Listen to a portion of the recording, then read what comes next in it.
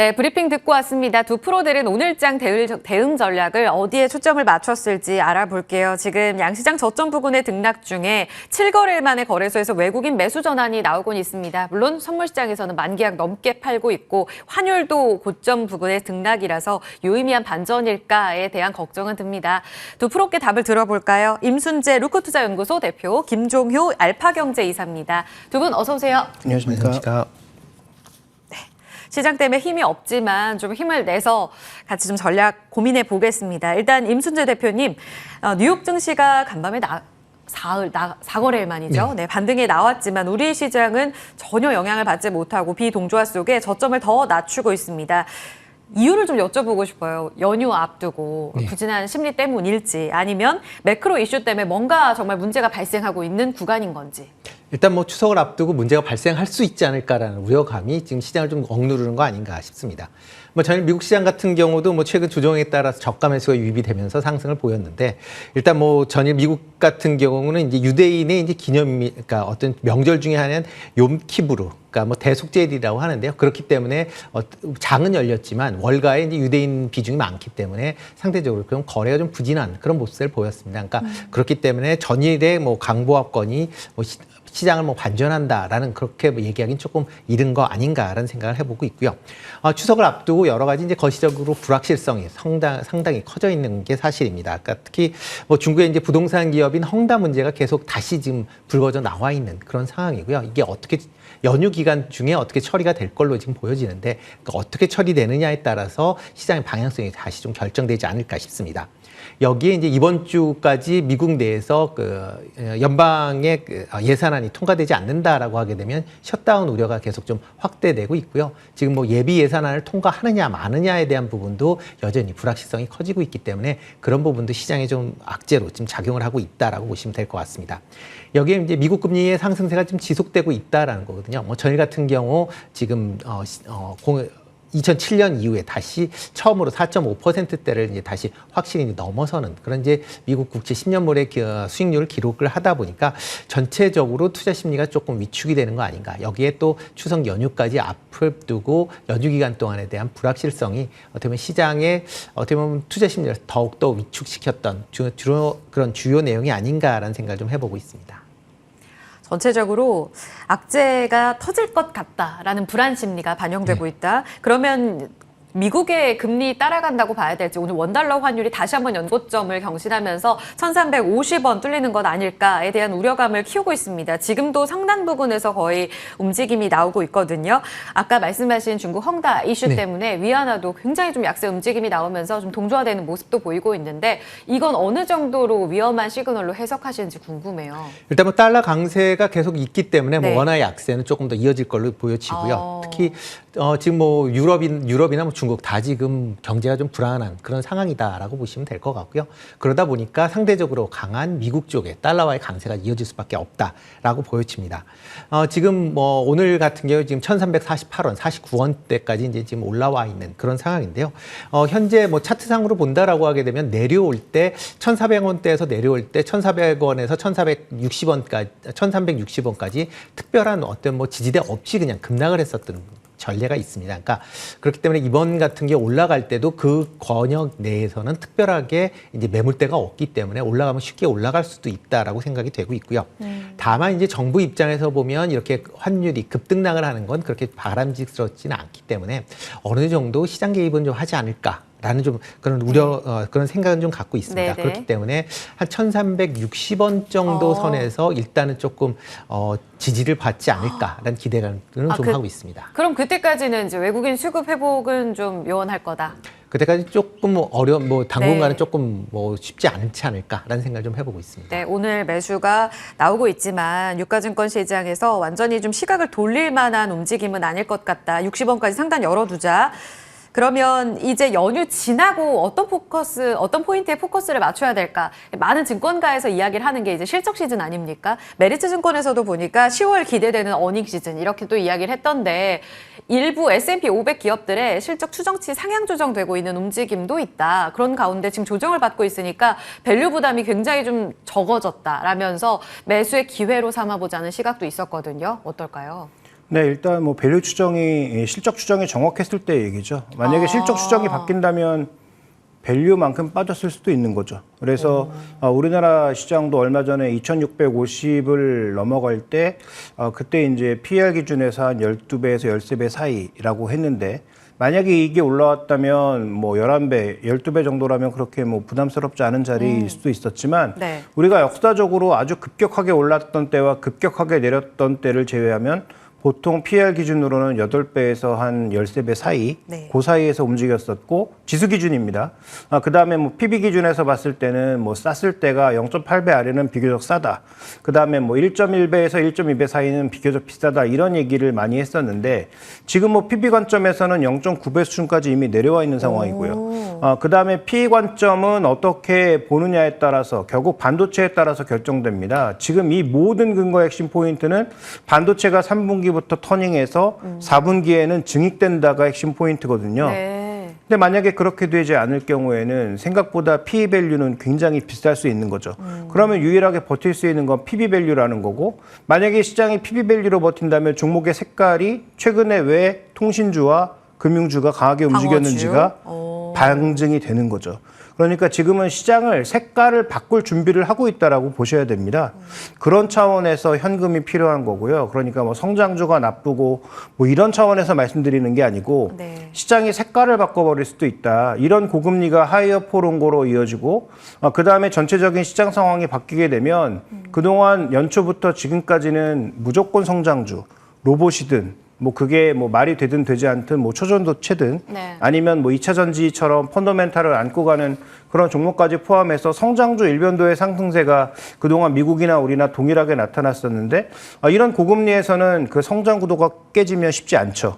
그러니까 시장이 색깔을 바꿀 것이냐의 관점이기 때문에 저는 뭐 실적 추정도 굉장히 중요합니다만 네. 그래서 PB 관점에서 보면 저점 부근이다라고도 볼 수 있는 상황입니다만 만약에 이익 추정이 틀렸다면 그것도 그렇지 않을 수 있다. 그래서 반도체를 좀 명확하게 볼 필요가 있겠고 그래서 연휴 기간에 발표될 마이크론의 실적과 네. 방향성에 대해서 우리가 더 주목할 수밖에 없다라고 판단하고 있고요. 다만 조금 긍정적인 것 한 가지는 네.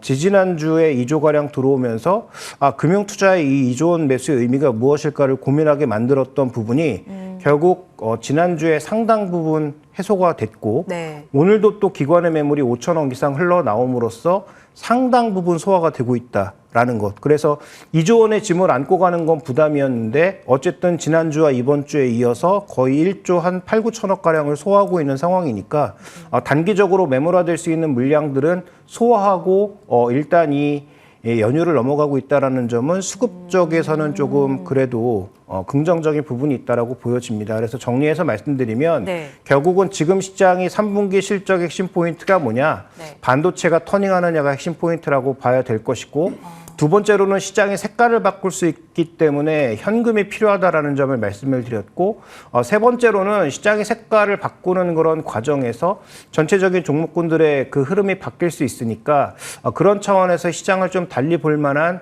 그런 요소들을 우리가 지금부터 찾아봐야 되겠다. 이 세 가지 말씀을 좀 드리고 싶습니다. 펀더멘털로 시장 관심이 바뀌게 되면 이제 오를 일만 남았나요? 다시 반영하면 되나요? 이렇게 질문을 드리려고 했는데 이런 실적 추정치가 좋아지고 펀더멘털에 대한 기대를 높일 수 있는 포인트는 결국 반도체에 달려있다라는 말씀을 주셨거든요. 이번 주 우리가 쉬는 동안에 마이크론 테크놀로지의 실적 발표 상당히 중요하겠고요. 현금 준비는 시장 스타일 변화가 있을 수 있기에 대비해 두자. 에코프로 여쭤볼게요. 오늘 반등이 나오면서 다시 한번 90만 원대 회복을 했습니다. 결국 지금은 또 다시 88만 원대로 내려와 있지만요. 그래도 이번 주에 지난 9월 18일의 저점인 87만 원을 깨지 않고 121선을 지지해 준다면 그래도 괜찮지 않을까 이렇게 보시는 분들 많더라고요. 에코프로 머티리얼즈에 같이 반영하고 있는 건가요?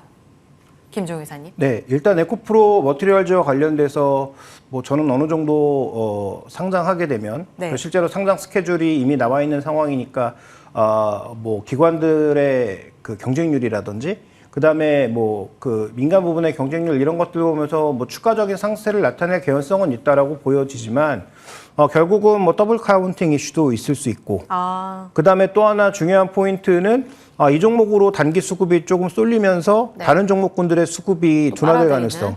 왜냐하면 지금 시장이 예전처럼 뭐 저가 매수가 강하게 유입되고 그다음에 시장 내로 새로운 에너지가 막 공급되는 시점이 아니란 말이죠. 왜 프로그램 매매 시장이 이렇게 흔들리고 있습니까? 거래대금이 7조 아래로 떨어지면서 나타나고 있는 현상이거든요. 네. 근데 만약에 이게 상장하는 11월 달 정도 돼서 시장이 다시 붕업되면 모르겠지만 네. 만약에 시장이 여전히 이렇게 지지부진한 상태에서 가게 되면은 만약에 한 종목으로 수급이 집중되는 것은 다른 종목군들의 수급을 둔화시킬 수 있다라는 얘기가 되겠죠. 그래서 네. 단기적으로는 그 부분에 대해서 좀 고민해 볼 필요가 있겠다라고 생각하고요. 자, 두 번째로는 에코프로 머트리얼즈가 뭐 하는 회사냐면 하이니켈 전구체를 공급하는 네. 회사잖아요. 근데 이게 지금 과연 진입 장벽이 굉장히 높은 독보적인 업체인가? 그렇지 않다라는 거죠. LG화학과 고려아연이 들어올 준비를 거의 마친 상황이고, 네네. 그다음에 뭐 결국 포스코 그룹도 전구체와 관련돼서 계속 추진을 하고 있는 양상임을 고려해봤을 때 경쟁은 앞으로도 계속 높아질 수 있다. 그래서 에코프로 그룹이 전체 사업을 다 함에 따른 긍정적인 효과만 생각하실 게 아니라 네. 투자비가 계속 늘어나고 있는 상황에서 굉장히 덩치 큰 경쟁자들은 계속 들어온다라는 관점도 동시에 생각해 봐야 됩니다. 그래서 정리하면 단기적으로는 새롭게 상장하는 IPO 종목은 괜찮을 것 같은데 네. 해당 산업에 대해서 중장기적인 관점은 고민해 볼 내용들이 점점 많아지고 있다. 이렇게 좀 봐야 될 것 같고요. 네네. 그다음에 에코프로 머티리얼즈가 너무 흥행하면 다른 종목군들의 에너지가 줄어들 수 있다라는 점도 더불어서 고민하셔야 될 것 같습니다. 2차 전지의 바닥은 그러면 에코프로가 잡아가는 건 아닐지 2차 전지의 움직임에 있어서는 계속해서 양극재 관련한 펀더멘털 이슈도 계속 주목해 봐야 되는 거죠? 지금 현재 구간에서는 사전적 확인보다는 네. 사후적 확인이 좀 되어야 된다라고 보고 있습니다. 네, 그래서 네. 자꾸 뭔가 저점을 잡으려는 시도가 나타나고 있지만 저는 전기차가 다시 좀 판매량이 의미 있게 늘어나야 지금처럼 이렇게 판매 속도가 둔화되면 안 되고요. 왜냐하면 지금 주가가 네. 굉장히 공격적으로 잘 팔릴 거라는 전제하에서 움직였던 주가이기 때문에 네. 판매 속도가 떨어지는 것도 안 됩니다. 유지돼도 안 되고 떨어져도 안 되고. 계속 폭발적으로 늘어나는 그 성장 속도가 최소한 2025년까지는 이어져야 네. 현재보다 높은 주가를 견인할 수 있다는 거죠. 그래서 현재 구간에서 성장 속도가 떨어지는 것만으로도 해당 주가들이 흔들리고 있기 때문에 지금 뭐 할인 판매도 하고요. 그다음에 지금 정부에서 보조금 늘리고 있잖아요. 네. 판매량이 4분기에 급증한다면 아마 주가도 반등하지 않을까 이렇게 보고 있습니다. 알겠습니다. 이 종목은 좀 짧게 여쭤볼게요, 임 대표님. 두산 로보틱스 증거금 이 환불이었습니다. 오늘 그 때문에 로봇과 AI가 덕분에 좀 반등을 줬다라고 해석할지, 그러면 단기간에 풀린 이 자금이 계속해서 이 관련한 성장주들을 좀 더 끌어올릴 수 있다고도 해석할 수 있을지요? 짧게 여쭤볼게요. 네, 일단 뭐 로보틱스 관련돼서 한 환불 금액이 한 60조가 넘는 이제 금액인데 대부분 아마 다시 출금이 되지 않을까라는 생각을 좀 해보고 있습니다. 로보틱스라는 그런 이제 그 기업에 대한 기대감으로 이제 청약을 했지만 과연 그런 기대감으로 로봇주나 AI주에 그냥 남아 있을 거냐라고 하는 건 또 다른 문제다라고 보시면 될 것 같고요. 네. 특히 이제 최근에 주식 변동성이 지금 확대되고 있는 그런 상황입니다. 그렇기 때문에 로봇 관련주에 대한 물론 중장기적인 기대감은 분명히 있다라고는 하지만 뭐 이게 단기적으로 본다라고 하게 되면 시장 전체 상황과 같이 좀 맞물릴 가능성은 좀 있다라고 보여지고요. 특히 이제 두산 로보틱스가 상장이 된다라고 하게 되면 조금 전에 김 이사님도 말씀했듯이 이제 로봇 관련주 중 내에서 이제 쏠림 현상이 생길 가능성은 충분히 있다라고 생각이 됩니다. 그러다 보면 여타 이제 로봇주들이 상대적으로 단기적으로는 조금 영향을 받을 가능성은 좀 있다라고 보여지고요. 다만 이제 중장기적인 관점에서 보면 로봇 시장이 계속 확대된다라는 관점에서 아마 보면 이제 지금 어느 정도 로봇 관련주들이 뭐 지금 단기적으로 좀 올라 있는 그런 상황이긴 하지만 조정을 어느 정도 받으면 저가 매수 관점에서는 여전히 유효하다라고 좀 생각을 하고 있습니다. 네. 자, 개별 종목 특징주로 기회 여쭤보겠습니다. 알테오젠이 어제 81,000원을 돌파했는데 하루 천하였어요. 신고가 이후에 오늘은 거의 6거래일의 상승분을 다 반납하고 64,000원까지 내려옵니다. 완전히 꺾인 거예요, 김 이사님? 네, 지금 기술적인 흐름을 놓고 봤을 때는 탄력 둔화는 거의 분명한 것 같고요. 그 다음에 이제 거래도 비교적 크게 늘어나고 있는 상황이기 때문에 일단 강한 상승세는 훼손된 것은 분명하다라고 봐야 될 것 같습니다. 근데 이 종목의 본질은 다 아시는 것처럼 제형 변화에 따른 긍정적 효과하고 또 플랫폼 기업이라고 판단하고 있기 때문에 굉장히 긍정적인 평가를 할 수 있지만 문제는 뭐냐? 실적의 항상성이죠. 그러니까 매 분기 적정 수준의 매출과 이익을 계속 찍어줄 수 있느냐? 그건 좀 불분명한 상황이고요. 그다음에 그 대형 제약사와 추진하고 있는 그 내용에 관해서도 아직은 좀 더 팩트 체크가 필요하다라는 관점에서 보유자분들은 이익이 나고 계시다면 여전히 좀 지켜볼 필요가 있겠지만 신규 매수를 고민하시는 분들은 트레이딩을 좀 고려해서 움직이셔야 되지 않을까 이렇게 판단하고 있습니다. SPG도 여쭤봅니다. 임순재 대표님, 이 종목이 로봇주 안에서 레인보우 로보틱스를 딛고 거래 대금이 굉장히 많이 실리면서 이번 주에 그래도 다시 시장 투자자분들께 주목을 받았던 종목이거든요. 오늘은 음봉 마감이긴 합니다만 시장의 분위기를 감안한다면 그래도 견고했다라는 평가가 이어지고 있습니다. 수급도 좋고요. 두산 로보틱스발 수급 순환매성 호재로 봐야 될지 이 종목 다시 신고가 돌파할 수 있다고 보세요? 오늘 같은 경우는 뭐 두산 로보틱스 관련된 것이다라기보다는 이제 테슬라의 이제 휴머노이드 때문에 좀 올라간 거 아닌가라는 좀 생각을 좀 해보고 있습니다. 일단 뭐 테슬라의 휴머노이드가 지금 이제 공개를 하면서 이제 뭐 이제 팔다리가 있다. 그런 이제 로봇이다라고 보시면 될 것 같고요. 그리고 이제 그거에 따라서 이제 여러 가지 관절을 통해서 실질적으로 이제 행동을 할 수 있는 그런 이제 모습을 지금 영상으로 지금 공개를 한 그런 상황입니다. 그렇다라고 하게 되면 이렇게 그 로봇에 관절이 들어간다라고 하게 되면 거기에 같이 들어가는 감속기가 꼭 필요로 한다라고 보시면 될 것 같고요. 그런 관점에서 SPG가 오늘 시장에서 주목을 받았던 거 아닌가라는 생각을 좀 해보고 있습니다. 일단 뭐 로봇 관련된 종목들은 뭐 좀 전에 말씀드렸듯이 뭐 일단은 뭐 연휴 지나고 이제 두산 로보틱스 상장 이후를 아마 보시는 게 좀 더 낫지 않을까라는 생각을 해보고 있고요. 다만 이제 SPG 같은 경우에는 계속 이제 감속기 관련된 분야는 계속 뭐 확대가 될 걸로 예상이 되고 있습니다. 뭐 로봇 관련된 분야가 원체 이제 다양하고 또 향후에 성장성은 있다라고 보여지니까요. 그런 관점에서 접근하시는 게 맞지 않을까라는 생각을 좀 해보고 있습니다. 감속기의 경쟁력을 계속해서 보시는 분들이라면 매력적으로 볼 수 있다. 마지막 CJV요. 지금 증권가에서도 목표가 하향 조정 움직임이 나오면서 주가가 회복될 기미를 보이지 않고 있습니다. 이거 어떻게 해야 돼요, 김 이사님? 뭐 대량의 유상증자가 있었기 때문에 뭐 가치 하락은 불가피한 상황이고 그다음에 또 하나의 포인트는 이제 이 종목의 권리 매도가 어제부터 나올 수가 있었고 그런 권리 매도가 나오는 과정에서 나온 주가 하락이라는 거죠. 그러니까 내일 돈을 집어넣을 수 있으면 실제 매도는 어제부터 가능했기 때문에 5,500원에 할인해서 받은 사람들이 어저께부터 주식을 대거 팔았다. 왜냐하면 여러 가지 불확실성을 감안해서 그랬다는 거죠. 그러면 하락의 정점이 서서히 온 게 아닌가? 라고 생각해 볼 수 있겠고요. 2분기도 주가가 반등했던 것은 실적 때문이었죠.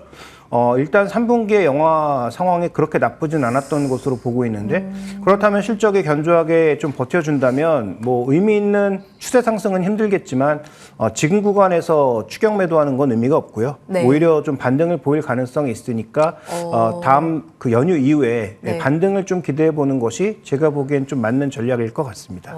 오히려 빠져나올 기회를 좀 노려보자. 알겠습니다. 자, 관심주 듣고 마무리하겠습니다. 가격 전략 위주로 여쭤볼 텐데요. 임 대표님, 오늘 양시장이 지금 신저가가 한 300개 넘거든요. 네, 누군가에겐 그렇죠. 정말 기회로 볼 수 있는 두 분 다 지금 관심주 주셨는데 임 대표님 정보부터 볼게요. 네, 뭐 일단 뭐 연휴 기간 동안이 있기 때문에 뭐 특히 이제 연휴 기간 동안에 이제 중국 관광객들의 이제 입국에 대한 부분을 조금 관심 있게 좀 보시면 어떨까라는 생각을 해보고 있고요. 그래서 이제 그 종목은 글로벌 텍스프리입니다. 뭐 관세 환급 대행 이제 사업자다라고 보시면 될 것 같고요.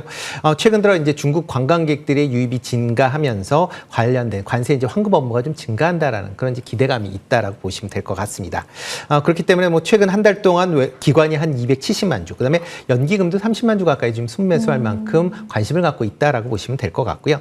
네, 매수 가격은 뭐 지금 가격 수준인 6,800원 정도에 매수하시면 어떨까 싶고요. 목표 주가는 8,000원, 손절은 6,000원 하시면 좋을 것 같습니다. 중추절, 국경절 이후에 이런 중국의 연휴 이후에 더 폭발적인 상승으로 신고가를 돌파할 것이다. 이렇게 보시는 거네요. 7,300원이 이달 신고가거든요. 한 달 옆으로 쭉 횡보하고 있는데 8,000원까지 기대해 보겠습니다. 김 이사님은 지금 어떤 종목을 봐야 된다고 보세요? 네, 저는 최근에 보고 있는 종목은 전부 기관 수급의 빈집 종목들입니다. 최근 들어서 기관들이 거의 미친 듯이 사고 있는 종목군들의 핵심 포인트는 그동안 수급을 비웠던 종목의 업황 터닝을 보고 들어오는 부분, 그다음에 거기에 배당까지 얹어져 있다면 더 긍정적인 부분이죠.